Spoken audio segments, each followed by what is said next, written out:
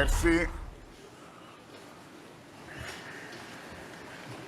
Je vous prie de vous asseoir et de vous lever. A round of applause for Akin. Bravo à toi.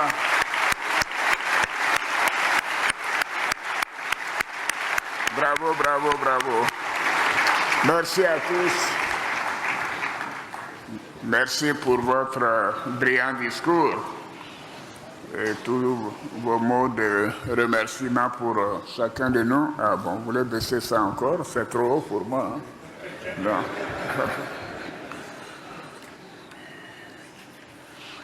Excellence, Monsieur Azali Assoumani, président de l'Union des Comores, chers frères, chers amis, Excellence, Monsieur John Dramani Mahama, président de la République du Ghana, mon jeune frère, la Côte d'Ivoire et le Ghana sont des frères jumeaux. Et j'appelle affectueusement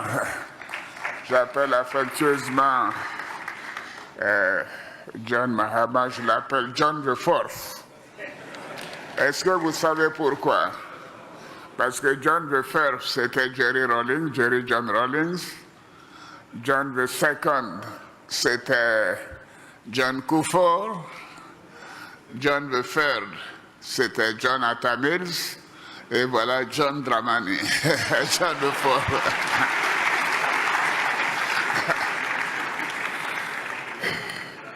Excellence, Monsieur Joachim Chissano, président de la République du Mozambique, ancien président de la République du Mozambique. Excellence, Messieurs les vice-présidents, Premier ministre et chef de gouvernement, représentant les chefs d'État des pays frères, Monsieur le Premier ministre de la République de Côte d'Ivoire, chef de gouvernement, Madame et Messieurs les présidents d'institutions, Madame Niale Kaba, ministre de l'économie, du plan et du développement de la République de Côte d'Ivoire, présidente du groupe du Conseil des gouverneurs du groupe de la Banque mondiale, la Banque africaine de développement, qui est notre banque mondiale en fait, la Banque continentale.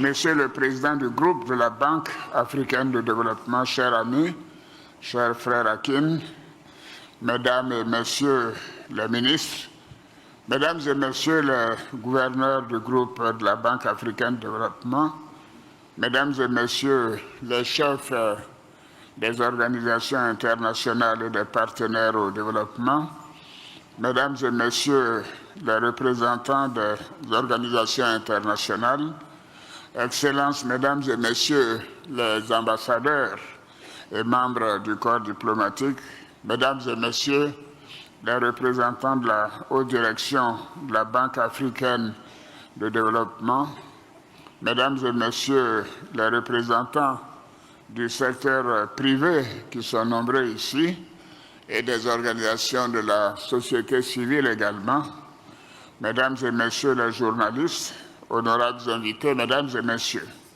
Akwaba à toutes et à tous, bienvenue aux assemblées annuelles 2025 du groupe de la Banque africaine de développement qui se tiennent à Abidjan, notre belle capitale, du 26 au 30 mai 2025. Je voudrais, pour commencer, réitérer à mes frères et amis chefs d'État mes chaleureux remerciements pour votre présence à Abidjan. Surtout mon frère Azali, ce n'est pas un voyage très facile et je suis reconnaissant que vous ayez pris le temps de venir nous soutenir, ainsi que mon frère Chissano. Je sais que quant à Mahama, il est chez lui ici en Côte d'Ivoire. Merci d'être là, chers frères. Je voudrais également saluer la présence des vice-présidents, des premiers ministres, chefs de gouvernement, des hauts représentants des États membres, des responsables des institutions partenaires et des acteurs du secteur privé. J'adresse tout particulièrement mes félicitations à la ministre Nyale Kaba. Nyale, lève-toi. Voilà. Merci. Qui est le gouverneur du groupe de la Banque africaine pour l'excellente coopération entre la Côte d'Ivoire et la BAD et pour l'organisation réussie des assemblées. Akin indiquait tout à l'heure tout ce qui a été fait pour notre pays, mais je voudrais non seulement le féliciter, mais dire qu'avec Nyale Kaba, vous avez formé un très très bon couple. Bien que Grâce soit là, je peux le dire. Grâce est ma sœur et mon amie, elle comprend ce que je veux dire. Je voudrais également féliciter Akin pour son engagement en faveur du développement du continent. Tout ce que vous nous avez montré ici parle pour chacun de nous et vraiment nous montre à quel point vous avez dynamisé la banque. Et je voudrais vous dire à nouveau félicitations, mon cher frère et cher ami. Toutes mes félicitations. Sous votre direction, la Banque africaine de développement a enregistré des performances exceptionnelles, guidées par des priorités réunies sous l'appellation de High Five, comme vous l'avez dit, à savoir éclairer l'Afrique, nourrir l'Afrique, industrialiser l'Afrique, intégrer l'Afrique et améliorer la qualité de vie des Africains. Malgré les difficultés que le continent éprouve ces derniers temps, nous pouvons dire que la situation aurait été pire n'eût été l'intervention de la Banque africaine de développement. Merci pour votre importante contribution.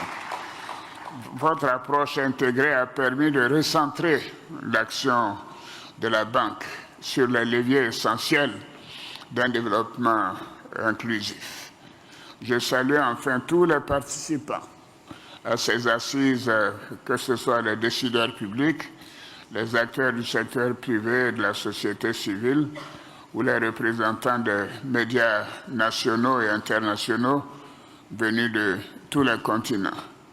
Je souhaite que les médias fassent l'effort de montrer des aspects positifs et réjouissants de notre continent, car les Africains font beaucoup d'efforts, mais cela n'est pas très bien réalisé dans les télévisions internationales. Donc, chers journalistes, je vous adresse une demande, soyez plus positifs dans le reporting. Je sais que nous avons des difficultés, bien sûr, avec la situation mondiale, que ce soit l'invasion de l'Ukraine par la Russie, que ce soit la guerre au Soudan, que ce soit Gaza avec Israël, etc.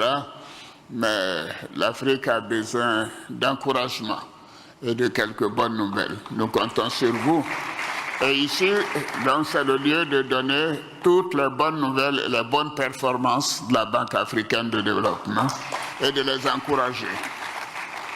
Excellences, honorables invités, Mesdames et Messieurs, la présente Assemblée annuelle se tient dans un contexte mondial caractérisé par des défis complexes et majeurs.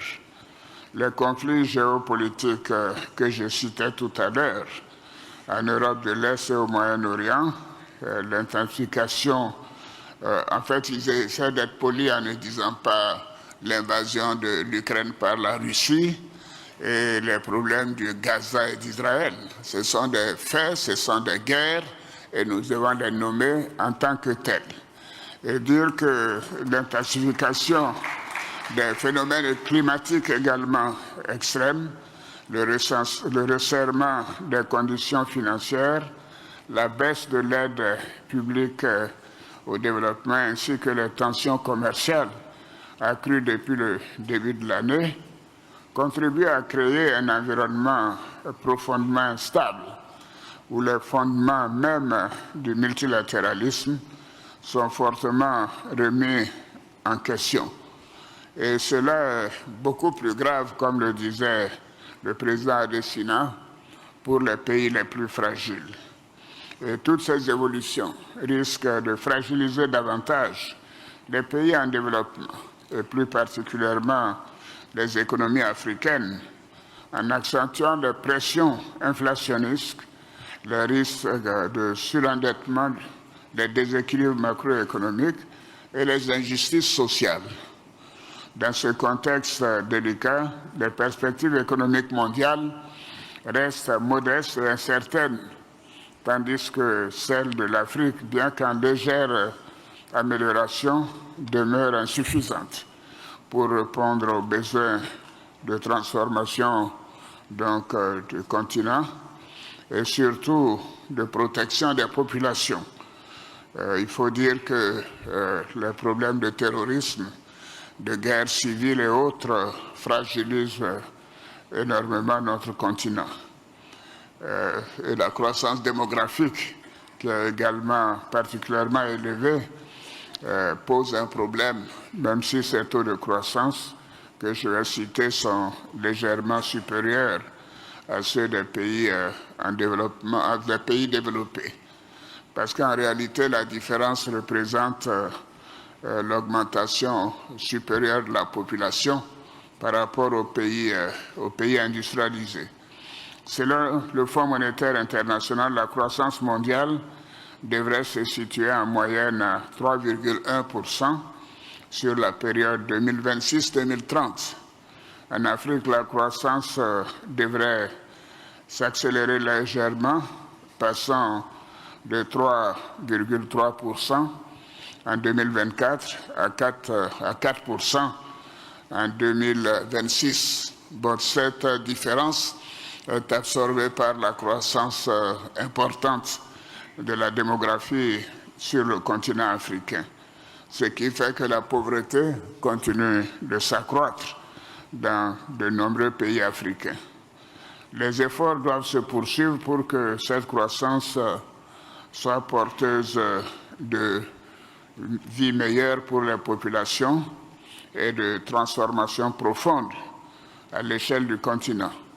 Cela nécessite des investissements massifs dans les secteurs sociaux et une mobilisation stratégique des leviers de croissance, en particulier le capital humain, les ressources naturelles, les capacités financières et commerciales et bien sûr l'innovation. Je me réjouis donc du thème des présentes assemblées annuelles qui nous invite à tirer, je cite, le meilleur parti du capital de l'Afrique pour favoriser son développement. C'est un véritable challenge. Ce thème nous donne ainsi l'occasion d'échanger sur les réformes et les politiques à mettre en œuvre pour permettre au capital humain, naturel, financier et commercial de contribuer efficacement à la transformation structurelle des économies africaines. Excellences, honorables invités, mesdames et messieurs, je ne serai pas aussi éloquent que mon jeune frère Akin, mais je voudrais insister pour dire que l'Afrique dispose d'un potentiel remarquable, porté par une population jeune et talentueuse, des ressources naturelles et minières abondantes, des opportunités d'investissement attractives et des perspectives économiques prometteuses. Avec un tel potentiel, on peut se poser la question pourquoi cette lente transformation socio-économique du continent. Et cela demeure un paradoxe. J'ai dit tout à l'heure que la croissance démographique est donc une des contraintes, mais également une meilleure valorisation du capital devrait donc permettre de libérer le potentiel de développement et accélérer la transition vers des économies plus inclusives, plus vertes et plus résilientes. Tout à l'heure, le président Chissano me disait qu'il a été impressionné en approchant le territoire ivoirien, de voir tant de verdure de l'avion. Et je lui ai dit, mais écoutez, c'est parce que le gouvernement, et je félicite le Premier ministre, met l'accent sur le tree planting. Nous avons chaque année une journée dédiée à planter un arbre pour chaque citoyen. Et cela depuis 10 ans, et cela commence à porter des fruits. Donc je félicite les Ivoiriens d'être disciplinés à faire cela. Parce que notre forêt a été détruite à plus de 80% de l'indépendance jusqu'il y a une vingtaine d'années. Par ailleurs, je suis heureux de constater que le thème des assemblées couvre également des domaines transversaux, tels que le progrès technologique, élément moteur essentiel de la croissance de la productivité et de la valorisation du capital. L'expérience des pays d'Asie de l'Est montre que la clé de la croissance soutenue, de la compétitivité et de la transformation économique découle de la mise en niveau progressive des capacités technologiques nationales. Et là, je me réjouis de constater que la jeunesse est très attachée à ce secteur. Honorables invités, Excellences, Mesdames et Messieurs, en appui à nos États membres, le rôle des institutions de financement du développement demeure essentiel pour garantir la mise en œuvre de politiques intégrées à l'échelle continentale. Mais bien sûr, il faut que chacun des pays fasse l'effort d'une meilleure gestion de son économie. Et je dois dire que la Banque africaine de développement apporte un concours important quant au financement de nos économies. Et nous sommes heureux de pouvoir le constater et de féliciter toute l'équipe de la Banque africaine de développement. Depuis sa création en 1964, la Banque africaine de développement a profondément transformé le paysage économique et social de l'Afrique. Adesina nous l'a montré tout à l'heure.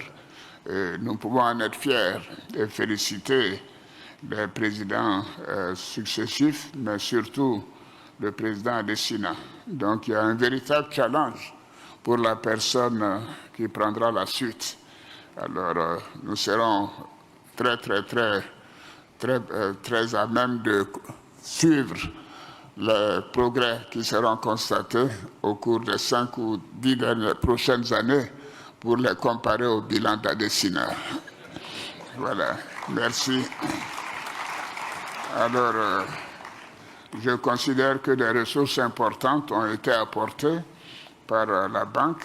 Les réalisations sont nombreuses, nous les avons vues à travers le continent, que ce soit dans les domaines de la sécurité alimentaire, de l'industrialisation, de l'électrification, des infrastructures de transport, la politique d'intégration régionale ou de l'amélioration des conditions de vie des populations. Je tiens à saluer l'engagement du président Adesina et de ses prédécesseurs. Et vos visions et les efforts ont permis de hisser notre institution au rang des acteurs majeurs sur la chaîne mondiale. Par ailleurs, la stratégie d'intervention de la Banque s'aligne parfaitement sur les agendas nationaux et internationaux de développement, notamment l'agenda 2030 des Nations Unies et l'agenda 2063 de l'Afrique, de l'Union africaine.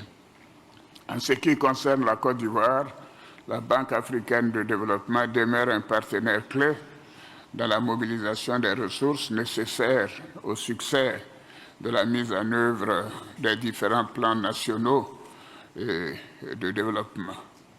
Je saisis cette occasion pour saluer à nouveau la qualité de la coopération entre la Côte d'Ivoire et la BAD, matérialisée par des appuis conséquents qui ont plus que doublé, qui ont depuis 10 ans, et qui accompagne activement la transformation économique et sociale de notre pays. Et je vous remercie de quelques minutes que vous nous avez consacrées tout à l'heure. Excellences, honorables invités, mesdames et messieurs, ces assemblées annuelles marqueront l'élection du prochain président du groupe de la Banque africaine de développement. Le prochain président devra poursuivre et accélérer, comme je l'ai dit, la dynamique insufflée par le président Adesina, que je félicite à nouveau, afin de faire de la Banque africaine de développement un acteur de premier plan ou de maintenir son rang dans la marche du continent vers le développement socio-économique et inclusif. Je suis convaincu que les différents échanges lors de ces assemblées permettront de proposer des stratégies et beaucoup de... Pardonnez-moi. Vous voyez, hein, la dernière page ne veut pas se détacher.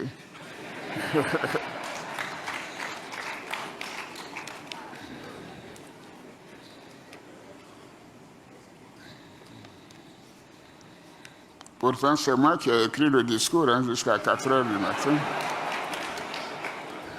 Bon, mais écoutez. Ah, c'est la dernière page. Bon, mais donc, voilà, c'est la dernière page.